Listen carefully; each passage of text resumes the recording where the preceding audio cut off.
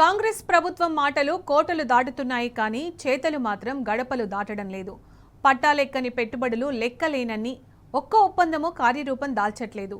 ఒప్పందాల విలువ 2 లక్షల కోట్లకు పైమాటే కానీ ఫలితాలు మాత్రం శూన్యం. దీంతో రేవంత్ సర్కారు ప్రకటనలు తప్ప ఆచరణలో విఫలమంటూ సర్వత్రా విమర్శలు ఎదురవుతున్నాయి.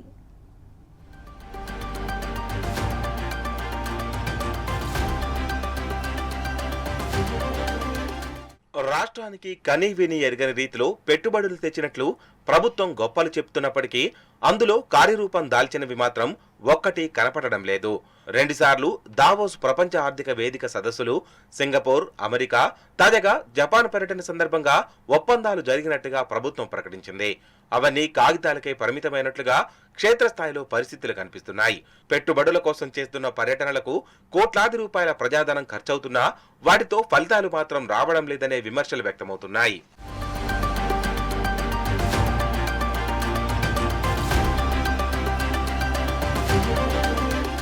రేవంత్ సర్కార్ చెప్తున్న పెట్టుబడి లెక్కలకు, ఏర్పాటవుతున్న పరిశ్రమలకు ఎక్కడా పోలిక ఉండదు. ఎందుకంటే 2 దఫాలు దావోస్ ప్రపంచ ఆర్థిక వేదిక వార్షిక సదస్సు సందర్భంగా జరిగిన ఒప్పందాలు ఇంతవరకు ఒక్కటి కార్యరూపం దాల్చలేదు. ఏదైనా పరిశ్రమ ఏర్పాటు కావాలంటే ఒప్పందం జరిగాక సదరు కంపెనీ తమ పరిశ్రమకు సంబంధించిన ప్రతిపాదనను సమర్పిస్తుంది. దాన్ని పరిశీలించి ప్రభుత్వం వారికి భూములు కేటాయిస్తుంది. 2 సార్లు దావోస్ పర్యటనలు, సింగపూర్, అమెరికా పర్యటనలు, తాజాగా జపాన్ పర్యటనలు అన్నీ కలుపుకొని 2 లక్షల కోట్లకు పైగా పెట్టుబడి ఒప్పందాలు జరిగినట్లు ప్రభుత్వం ప్రకటించింది.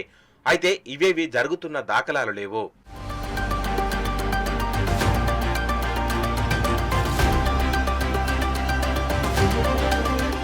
ప్రతిసారి సీఎం, మంత్రి సహా పెద్ద సంఖ్యలో అధికార యంత్రాంగం విదేశాలకు వెళ్తోంది.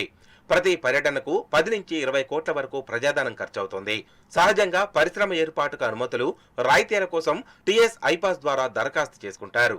అన్నీ సవ్యంగా ఉంటే అనుమతుల మంజూరీతో పాటు భూ కేటాయింపు జరుగుతోంది.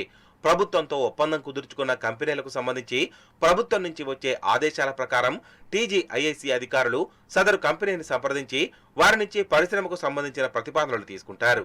అయితే ఒప్పందాల తర్వాత ఈ ప్రక్రియ ఏదీ జరగడం లేదు.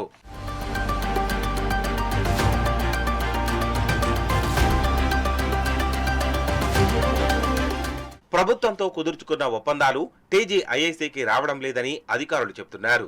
అంతేకాదు ఇలా ఒప్పందాలు చేసుకున్న వారు సొంతంగా కూడా టీఎస్ ఐపాస్ ద్వారా దరఖాస్తు చేసుకోవడం లేదని వారు పేర్కొంటున్నారు. మరోవైపు ప్రభుత్వం చేసుకుంటున్న ఒప్పందాలు చాలా వరకు వివాదాస్పదమవుతున్నాయి. ఉద్బా క్లస్టర్స్ కంపెనీకి కనీసం చిరునామా కూడా లేదనే ఆరోపణలు వెల్లువెత్తగా మారుబేని ఇండియా కంపెనీపై పలు దేశాల్లో కేసులు నమోదైనట్టు తేలింది. అంతేకాదు ఒప్పందాలు చేసుకున్న చాలా వరకు కంపెనీలు గతంలో బీఆర్ఎస్ ప్రభుత్వ హయాంలో రాష్ట్రానికి వచ్చినవే కావడం విశేషం. ఆ కంపెనీలు తదుపరి విస్తరణ కోసం ప్రస్తుత ప్రభుత్వంతో ఒప్పందాలు కుదుర్చుకున్నప్పటికీ అవేవి ఇంకా కార్యరూపం దాల్చడం లేదు.